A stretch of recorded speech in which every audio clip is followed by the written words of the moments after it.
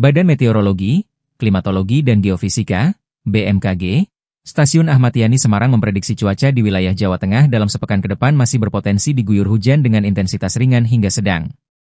Kondisi ini diperkirakan terjadi secara merata mulai dari wilayah pegunungan hingga kawasan pantai utara, Pantura.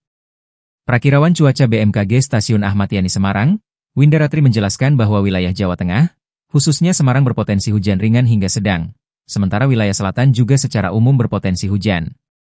Winda menyebutkan hujan dengan intensitas ringan hingga sedang tersebar cukup merata di berbagai wilayah Jawa Tengah.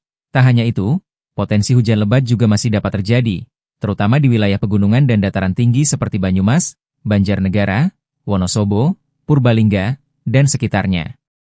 BMKG mengimbau masyarakat agar tetap waspada, terutama jika hujan turun di kawasan pegunungan karena dapat berdampak pada aliran air menuju wilayah Pantura.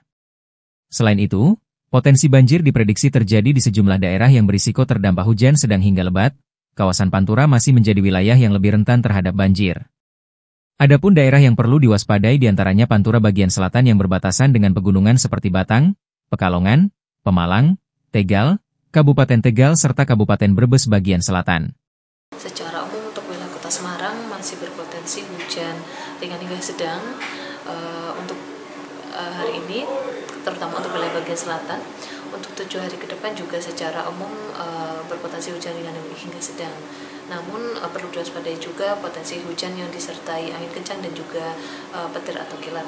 Kemudian untuk wilayah Jawa Tengah secara umum juga masih perlu diwaspadai, masih berpotensi hujan ringan hingga sedang tersebar cukup merata di wilayah Jawa Tengah.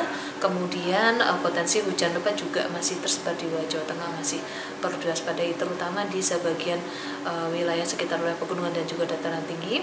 Kemudian wilayah Jateng bagian timur, wilayah Soloraya dan sekitarnya. Jadi memang untuk potensi banjirnya sendiri, wilayah-wilayah yang berpotensi hujan hingga intensitas lebat itu juga perlu diwaspadai.